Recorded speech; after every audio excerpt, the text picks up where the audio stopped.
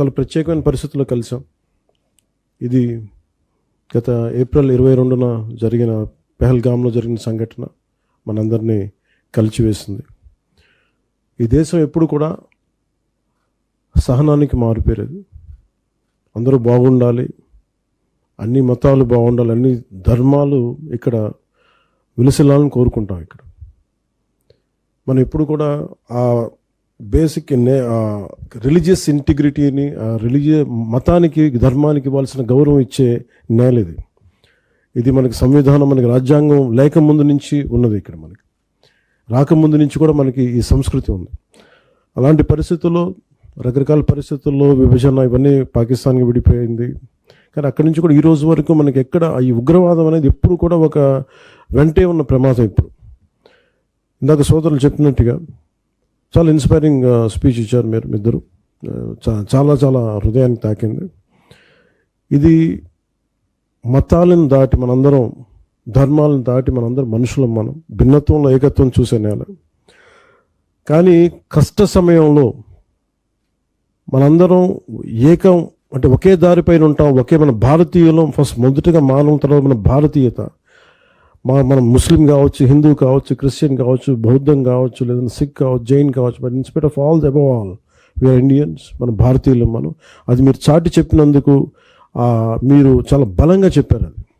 అది చాలా చాలా ఆనందంగా ఉంది. అండ్ ఇది ఈ message entire India, entire Bharat ఇది ఎక్కువ అవ్వాలి. ఇది సో చాలా అద్భుతంగా చెప్పారు. This should Andhra Pradesh today has set an example with your inspirational talks by you all. And thank you lot for it. ఇది చెప్పదలుచుకున్నవన్నీ పెద్దలందరూ చెప్పారు. So I don't want to take much time. The only things I'll say few lines. మీరు ఈ దేశాన్ని విడకూడదాం, విభజిద్దాం అని రకరకాల శక్తులు మనకి పన్నాగాలు చేస్తూ ఉంటారు. That is their objective. కానీ ఈ దేశం చాలా పరిణితి చెందిన దేశం. సగటు మనిషి దేశంలో ఈజ్ బియాండ్ రిలీజన్ అని. మనం సమస్యలు వస్తే దాన్ని దాటే ఆలోచిస్తాం మనం. అంతేగాని చాలా తక్కువ స్థాయిలో కానీ లేదంటే కింద స్థాయిలో ఆలోచించే సమాజం కాదు. కానీ తప్పనిసరి యుద్ధం కావాలని మనం ఎవరం కూడా కోరుకోం, గొడవ పెట్టుకోవాలని ఎవరూ కోరుకోం. కానీ ఒకసారి దాడి చేస్తున్నప్పుడు ఒకసారి ఆత్మ రక్షణార్థం చేయక తప్పదు. ఒకసారి చాలా ప్రత్యేక పరిస్థితుల్లో ఈ యుద్ధ పరిస్థితులు వచ్చినాయి. ఈ త్వరలోనే ముగిసిపోవాలని కోరుకుంటున్నాం. ఆ పరిస్థితుల్లో అందరూ అడుగులేస్తారని చెప్పి నేను ఆశిస్తూ ఉన్నాను. అదేదో అలాంటి శుభవార్త కూడా రావాలని నేను ఆశిస్తున్నాను. అందుకని ప్రతి ఒక్కరికి ఇది భవిష్యత్తులో ఈరోజు ఇలాంటి పరిస్థితులు వస్తాయి, యుద్ధాలు వెళ్ళిపోతాయి. కానీ భారతదేశం తాలూకు సోషల్ ఫ్యాబ్రిక్, దీన్ని మటుకు మనం చెడగొట్టుకోకుండా ఎప్పటికప్పుడు ఇది పన్నాగాలు పన్నుతూనే ఉంటారు.